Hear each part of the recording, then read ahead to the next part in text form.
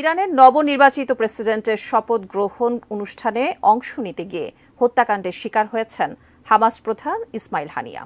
প্রথমে ধারণা করা হচ্ছিল ক্ষেপণাস্ত্রের আঘাতে হত্যাকাণ্ডের শিকার হন হানিয়া। তবে মার্কিন গণমাধ্যম বলছে ক্ষেপণাস্ত্র নয়, বরং রিমোট কন্ট্রোল বোমার মাধ্যমে নিখুঁত পরিকল্পনায় হত্যা করা হয় ইসমাইল হানিয়াকে। রহস্যময় এই হত্যাকাণ্ডের আরও বিস্তারিত জানাচ্ছেন ইমতিয়াজ আলম।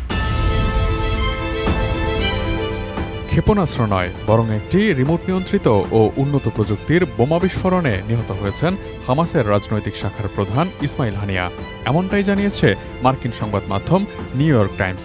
নিউ ইয়র্ক টাইমসের প্রতিবেদনের বরাত দিয়ে টাইমস অব ইসরায়েল জানিয়েছে, প্রায় 2 মাস আগে চোরাই পথে বোমাটি তেহরানে নিয়ে আসা হয় এবং তেহরানের গেস্ট হাউসে হামাস নেতার কক্ষে লুকিয়ে রাখা হয়। প্রতিবেদনে সূত্র হিসেবে একজন মার্কিন ও মধ্যপ্রাচ্যের অপর 7 কর্মকর্তার কথা উল্লেখ করা হয়।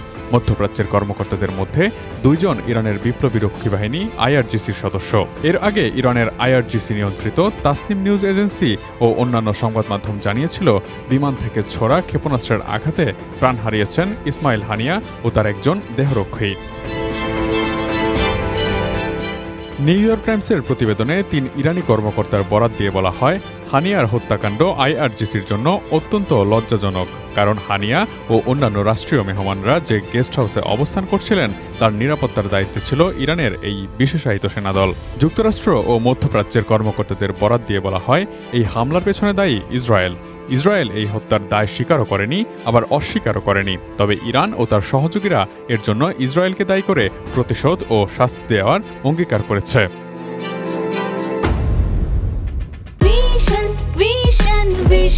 100% কপার কন্ডেন্সারে তৈরি ভিশন ফ্রিজ, তাই গুণে মানে অটুট থাকে বছরের পর বছর। বিস্ফোরণে হানিয়ার কক্ষের জানালার কাঁচগুলো চূর্ণ বিচূর্ণ হয় এবং কম্পাউন্ডের একটি দেয়ালের অংশবিশেষ ধসে পড়লেও সার্বিকভাবে ভবনের ক্ষয়ক্ষতি খুবই সামান্য।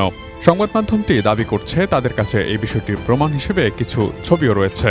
নিউ ইয়র্ক টাইমসের বিশ্লেষণ মতে, ক্ষতির মাত্রা থেকে বোঝা যায় এই ভবনে কোনো ক্ষেপণাস্ত্র আঘাত করেনি। ক্ষেপণাস্ত্র হামলা চালালে তা ইরানের আকাশ হামলা প্রতিরক্ষা ব্যবস্থাকে এত সহজে ফাঁকি দিতে পারত না বলে সংবাদ মাধ্যমটি মন্তব্য করে।